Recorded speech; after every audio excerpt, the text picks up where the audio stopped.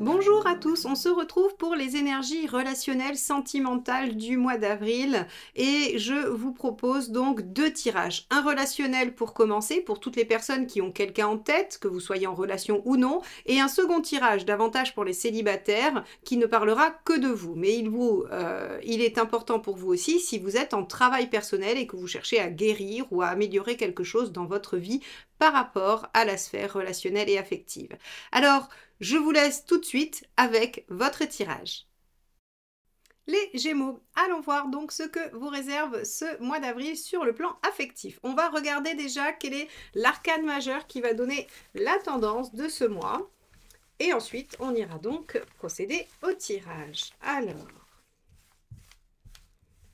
hop, Gémeaux, avril 2024, sentimental. C'est celle-ci. La papesse. Alors avec la papesse, on a une carte qui va nous parler de la réflexion, du fait de penser, de réfléchir à quelque chose, de la patience, du fait d'être en gestation de quelque chose. La papesse, c'est une carte très passive qui prend du temps et puis surtout qui essaye de se connecter à son intuition, à ce qu'elle ressent, à quelque chose d'intériorisé. Alors on va aller voir comment ça s'inscrit dans le tirage relationnel dans un premier temps et ensuite pour vous, les célibataires. Allez, c'est parti. Donc, on va commencer à regarder quel est l'état d'esprit de votre partenaire, les Gémeaux. Hop là, ben, ça sera celle-ci qui est sortie du jeu, l'arcane 13. Alors, deux aspects avec l'arcane 13. Le premier, la transformation. Votre partenaire est en train de se transformer, de changer des choses. Il est dans une démarche probablement de changement intérieur ou de transformation de quelque chose de sa vie en lien avec votre relation, bien évidemment. Donc ça, c'est le premier aspect. Mais ça peut aussi être quelqu'un qui est en train de terminer quelque chose ou qui peut avoir envie de terminer la relation avec vous aussi, bien évidemment. C'est un des aspects possibles. Alors, avec une papesse, j'aurais tendance à dire que si le partenaire veut en finir, c'est pour réfléchir, c'est pour une pause. C'est pas forcément pour une fin ferme et définitive parce que la papesse n'amène pas à ça. Donc, on va aller voir dans quelle mesure cet arcane 13 vient nous parler plutôt d'une transformation intérieure ou d'une volonté d'en finir avec quelque chose. On va regarder vous, quel est votre état d'esprit, les Gémeaux. Alors vous êtes dans le 9 de denier. Alors le 9 de denier, c'est j'aimerais bien apprendre, j'aimerais bien comprendre, j'aimerais bien acquérir une technique. Hein, c'est comme si vous essayez de trouver le mode d'emploi de la relation, de la problématique qui vous occupe aujourd'hui, pardon. Et le 9 de denier, c'est je suis dans l'état d'esprit de chercher des solutions très concrètes, des solutions pratiques. Donc on est vraiment dans une dynamique de papesse. C'est-à-dire que la papesse, comme je vous ai dit, hein, elle lit le mode d'emploi grâce à la lecture de ce mode d'emploi, elle sera capable ensuite, hein, l'arcane 3, l'impératrice, de mettre en place des choses et de démarrer. Donc, vous êtes en train d'essayer de trouver de nouveaux outils ou des outils pour dépasser la problématique avec le partenaire. On va regarder justement quel est ce problème. Alors, hop, il y a cette carte qui veut... Pardon, cette carte a voulu absolument sortir. Le 5 de bâton. 5 de bâton, ça va être le désaccord, le conflit, le fait de ne pas arriver à la même conclusion l'un et l'autre. Hein. Le 5 de bâton, vraiment, c'est j'ai deux arguments contraires. Alors ça peut être le conflit intérieur, bien sûr, mais là, dans un tirage relationnel, évidemment, ça vous concerne tous les deux. Donc il y a des désaccords, il y a des choses sur lesquelles vous n'avez pas la même vision de la vie, le même ressenti, hein, puisqu'on est dans le bâton, la même émotion par rapport à ça, que vous n'avez pas probablement non plus le même enthousiasme. Donc on a des divergences, on a des différences, et ça, ça pose problème, et ça permet peut-être, ça ne permet pas, pardon, d'avancer. Ok, on va regarder quel est le conseil.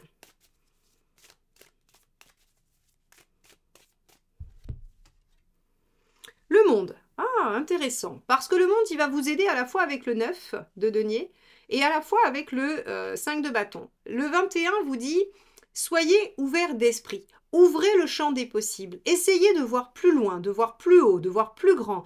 Donc en fait, si vous voulez, le monde, il vous demande d'ouvrir de nouvelles perspectives par rapport à ce que vous imaginez, pensez, ressentez, comprenez. Le monde vient vous demander de, si vous aviez en tête une ou deux options, ben il vous dit il va falloir trouver une façon d'en avoir plusieurs, encore plusieurs, 3 ou 4 de plus. Alors qu'est-ce que ça signifie? Le monde, il peut vous proposer de vous ouvrir aux autres, c'est-à-dire de demander, de parler de votre problématique à d'autres personnes qui pourraient vous donner d'autres façons de voir. De lire, de regarder, de chercher soi-même, ou en tout cas d'essayer de prendre une distance pour que le champ s'ouvre, le champ des possibles devienne plus large. Donc ici, avec le monde, on a vraiment cette dominante de j'ouvre les perspectives. Et il y a aussi, soyez plus ambitieux. Visez votre réalisation, visez le bonheur. Donc ici, en fait, on ne vous dit pas de faire des compromis, on ne vous dit pas de lâcher ou de pas lâcher, on vous dit juste visez le meilleur. Et pour viser le meilleur, c'est peut-être pas l'option A que défend votre partenaire, ni l'option B que vous défendez, mais c'est peut-être une option C qui en fait viendra rassembler vos deux aspirations. Ici, avec le 5 de bâton, en problématique, on pourrait avoir l'impression qu'il y a une petite lutte d'ego. Alors je dis petite parce que sinon on aurait un 5 d'épée, et là on serait sûr, garanti qu'il y a une lutte d'ego et que c'est ça le problème principal. Là, en fait, si vous voulez, le problème principal c'est le désaccord, certes, mais à l'intérieur de ce désaccord, on a l'impression qu'aucun des deux ne veut lâcher sa position. Et le monde vous permet de quitter vos deux positions respectives pour en trouver une troisième commune. Et ça, c'est pas inintéressant quand on est dans ce genre de situation. Voyons voir ce qu'il ne faut pas faire.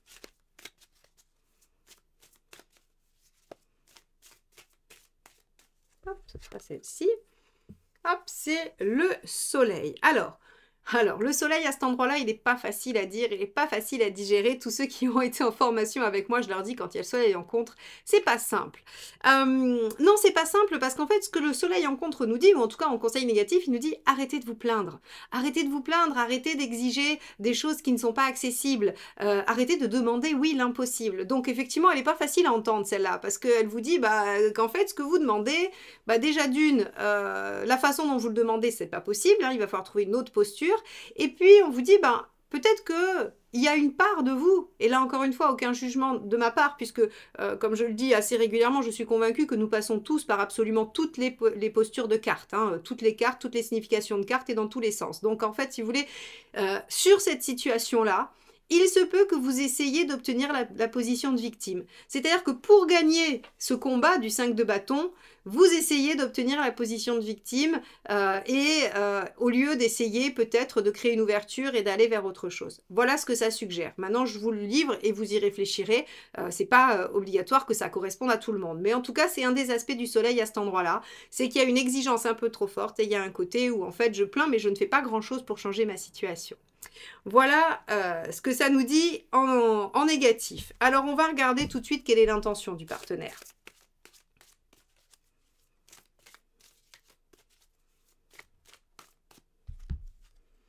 Le chariot, très bien, c'est parfait. Progresser, avancer, dépasser les obstacles, être ambitieux. Donc là, pour le coup, on va avoir une belle intention. Je pense que vraiment, en fait, si vous voulez, il y a un affrontement. Il y a un achoppement autour d'une posture que chacun conserve, ce qui vous fait stagner, qui fait que ça n'avance pas. Par contre, si on fait un pas de côté et qu'on dit, mais tiens, s'il y avait pas, il y aurait peut-être une solution autre, en fait, que celle que l'on défend chacun de son point de vue. Et là, en fait, vous allez avoir un partenaire qui va probablement se lancer dans ça, et qui va vouloir, qui sera très content de trouver en fait une opportunité de dépasser l'affrontement et l'obstacle. Donc très très bien, on a en tout cas de la bonne volonté du côté du partenaire. Vous, quelle est votre intention? Hop là, alors, hop, on a celle-ci qui a glissé. On a le 3 d'épée. Votre intention, c'est d'être lucide. D'être lucide et probablement d'aller au cœur du problème. Ça, c'est une très bonne attitude parce que en décelant ce qui est vraiment le problème, grâce à ce tirage ou à d'autres choses ou à votre réflexion, vous allez pouvoir trouver une vraie solution. Parce qu'en fait, quand on est dans une posture qu'on maintient parce qu'on ne veut pas lâcher, tout simplement parce qu'on ne veut pas lâcher, on n'est pas objectif. On est juste avec notre ego, notre fierté, ce que l'on souhaite, nos envies, nos besoins, peu importe. Mais en tout cas, on est dans quelque chose d'extrêmement subjectif. Là, le 3 d'épée, lui, ce qu'il veut, c'est être lucide sur la situation. Il veut que les choses soient limpides et qu'elles ne prêtent pas à confusion ni à interprétation. Donc, votre intention, c'est de mettre à plat les choses et d'essayer de trouver des solutions. Donc très bien, ça c'est une bonne posture en tout cas. Après, est-ce que ça donnera quelque chose? Est-ce que ça apportera ses fruits? C'est ce qu'on va regarder tout de suite.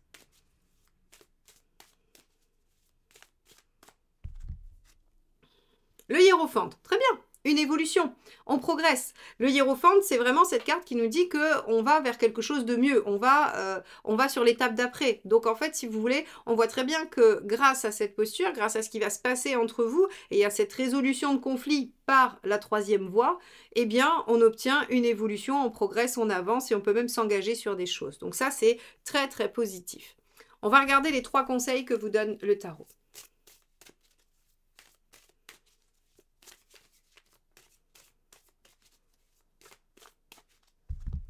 Premier conseil, l'ermite. Prenez votre temps, réfléchissez, faites aussi le bilan de votre expérience. Essayez de ne pas recommencer quelque chose qui n'aurait pas déjà marché. Hein. L'ermite, il regarde en arrière et il se dit, ok, qu'est-ce que j'ai accompli jusqu'à présent? Qu'est-ce qui m'a été utile? Qu'est-ce qui n'a absolument pas fonctionné? Qu'est-ce qui a bien fonctionné? Et qu'est-ce que je garde pour agir dans la situation qui me préoccupe? Donc ici, on vous dit, voilà, réfléchissez, servez-vous de votre expérience. Ensuite, deuxième conseil pour vous, les Gémeaux. La force, contrôlez vos instincts, maîtrisez-vous, trouvez l'équilibre, soyez dans quelque chose de fiable, de solide, de constant, et pas sur de l'impulsivité, pas sur des rancœurs ou des choses qui en fait seraient soumises à l'émotionnel. Bon, très bien, là on vous demande d'être vraiment dans la maîtrise de vous-même. Mais c'est un peu la papesse, silence intérieur, écoute de soi et de son intuition, et on essaye de trouver la vraie réponse, la bonne voie, qui est là en l'occurrence la troisième. Ni la vôtre, ni celle du conjoint, mais la troisième. Allez, quel est le 3e conseil? L'étoile. Faites confiance à l'univers pour vous apporter aussi des synchronicités, des nouvelles solutions et aussi pour apaiser les choses. L'étoile, ici, elle vous dit, pas d'inquiétude. Tout ça est prévu, tout ça est sur le chemin. Ça fait partie du jeu, ça fait partie de l'épreuve. Donc, confiance et on avance. Bon, très bien. Très très bien. Donc ici, on voit que vous avez un tirage relationnel qui vous amène à trouver un compromis, enfin en tout cas pas vraiment un compromis, à trouver une autre façon de faire que celle que vous souhaitez et que le conjoint a en tête. Et ça vous permettra en fait de débloquer. Hein. C'est vraiment, imaginez que vous êtes en face à face et que vous ne pouvez plus avancer et l'autre vous bloque, voilà, et vous bloquez l'autre. Donc en fait, on n'a plus de mouvement. Si chacun se décale, eh bien en fait, on peut continuer à avancer et sortir de l'ornière. Donc ça va être vraiment, vraiment ce qui va se passer pour vous sur le mois d'avril. On va regarder ce qui se passe du côté des célibataires ou des personnes en travail personnel. Si vous voulez en savoir plus sur votre relation précisément, n'hésitez pas à me commander votre tirage relationnel. C'est sans rendez-vous avec une réponse en audio dans votre boîte mail sous 48 heures. Alors, regardons quel est votre état d'esprit pour ce mois d'avril. On va regarder comment vous vous sentez. Reine de bâton. Alors, la reine de bâton, elle veut s'affirmer, elle veut être au clair avec ses besoins et elle veut surtout que ses besoins soient satisfaits. Elle a besoin de créer une espèce de sécurité autour d'elle, une sécurité émotionnelle. Elle veut pas se sentir prise en défaut, elle veut pas être malmenée, elle veut être respectée. Donc, on a ici, dans un état d'esprit, une nécessité à être en bonne position vis-à-vis de soi et vis-à-vis des autres. Ok. Bon, on va regarder ce que vous souhaitez obtenir grâce à ça.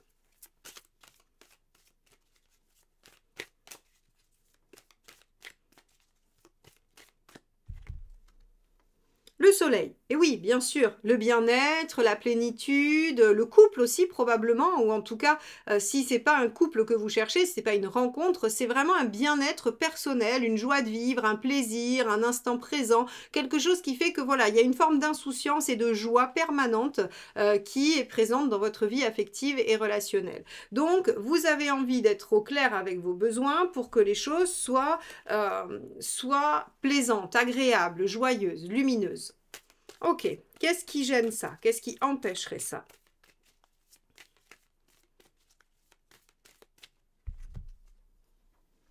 Trois d'épée. Ok. Alors, 3 d'épée, en négatif, il peut nous dire qu'il y a un manque de lucidité sur quelque chose. C'est-à-dire qu'il y a encore des choses sur lesquelles vous vous voilez la face. Alors, ça peut être sur des blessures passées. Ça peut être sur des fonctionnements je sais pas, des habitudes, des comportements inconscients, oui, qui font en fait que vous êtes dans des schémas répétitifs, que vous mettez systématiquement en jeu les mêmes choses dans les relations ou dans votre vie affective. On a en tout cas ici quelque chose qu'il va falloir aller débusquer, hein, parce qu'avec un 3 d'épée, on a forcément un manque de lucidité et on n'est pas au cœur du problème. Ça veut dire qu'on n'a pas vraiment attrapé ce qui était problématique dans la vie relationnelle. Alors, encore une fois, c'est assez courant parce que le problème de l'inconscient, c'est qu'en fait, il va réorganiser les choses pour vous dans votre esprit. C'est-à-dire que quand il y a quelque chose qui est un peu trop compliqué pour lui, s'il n'a pas envie de vous faire de la peine à vous faire face à quelque chose, eh bien, en fait, il va le mettre dans la case déni ou clivage ou voilà. Et donc, en fait, si vous voulez, c'est très compliqué d'être objectif avec soi-même, parce que sans cesse, votre cerveau va vous protéger des choses qui vous font mal. Donc là, visiblement, on va aller voir quel est le conseil. Est-ce que vous pouvez y arriver seul? Est-ce qu'il va falloir vous faire aider? On va regarder. Mais en tout cas, il y a quelque chose qui semble faire obstacle. Il y a un petit déni, hein, il y a quelque chose qu'on ne veut pas voir par rapport à ce projet de se sentir bien et ses besoins. Peut-être que vous vous trompez de besoin, vous avez l'impression que vous avez besoin de certaines choses, alors qu'en fait, peut-être que c'est d'autres. Voilà. Quel est le conseil? 9 de bâton, sortir de sa zone de confort. Ok.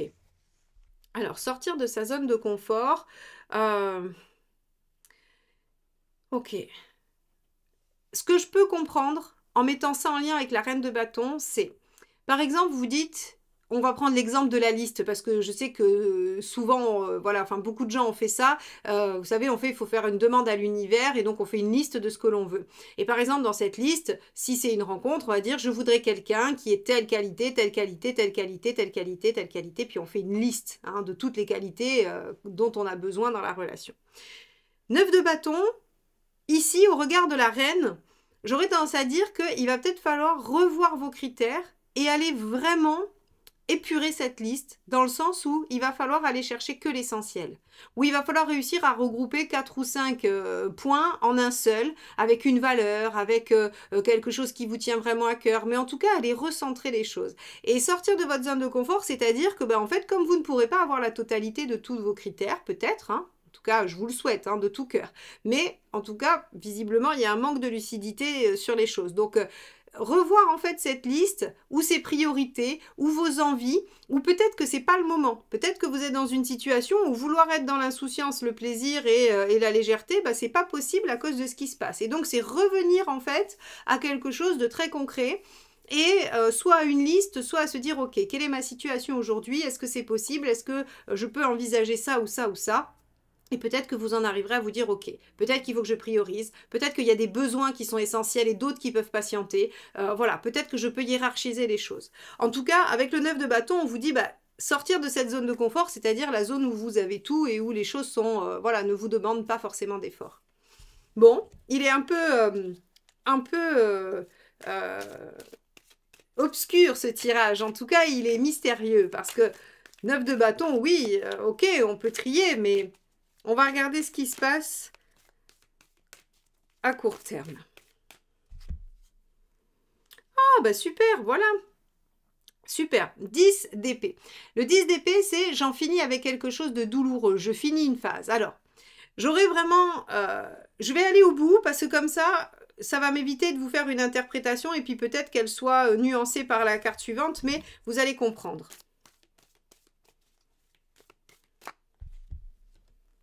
Ouais, super. Ok, 4 de coupe. Alors, je m'explique. Donc, il n'est pas resté longtemps mystérieux.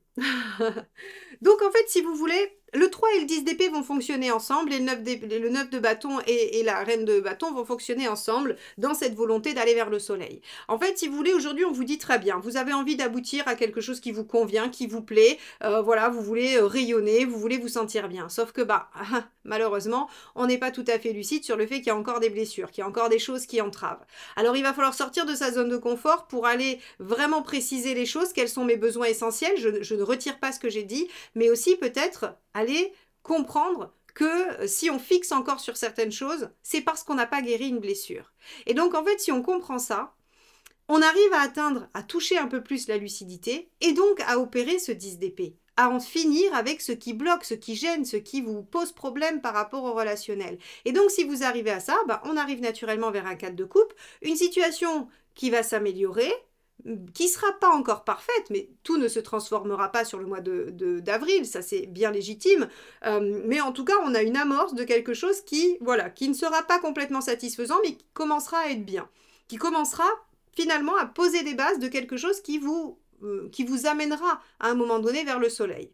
Donc ici en fait, ce que nous dit votre tirage, les célibataires ou les personnes qui sont en travail, c'est que pour guérir d'une blessure ou pour rencontrer quelqu'un avec qui on va pouvoir construire ce soleil, eh bien, il va falloir aller un peu au-delà de ce que l'on a l'habitude de faire, comprendre qu'il y a encore quelque chose à clôturer, à finir, à guérir, pour pouvoir accéder à ce que l'on souhaite, tout simplement. Ok, donc les Gémeaux, eh bien il va falloir vous mettre au travail dans le sens de je vais réfléchir à ce qui se passe pour moi, à ce qui m'entrave, à ce qui m'empêche, à toutes ces blessures encore qui sont là et qui visiblement ne permettent pas l'ouverture de ce nouveau champ des possibles et de cette réalisation. Mais la bonne nouvelle, c'est qu'une fois que vous avez mis le doigt dessus, tout de suite vous arrivez à le clôturer, comme si le fait d'en prendre conscience venait l'évacuer, et ensuite vous ouvrez les portes de quelque chose qui va vous amener vers le mieux, vers quelque chose de satisfaisant. Voilà pour vous les Gémeaux. Eh bien écoutez, je vous souhaite un beau mois d'avril, en tout cas très studieux pour vous, et n'hésitez pas à liker, commenter et partager cette vidéo si elle vous a plu, à vous abonner évidemment si vous souhaitez que l'on se retrouve régulièrement pour vos lectures, que ce soit sentimentales ou générales, et puis vous serez aussi notifié de tout ce qui sort sur la chaîne, les shorts que je publie tous les vendredis, les petites communautés phrases méditatives qui sortent aussi donc en communauté sur le fil de lecture. Je vous souhaite à tous un beau mois et je vous dis à très vite. Bye bye.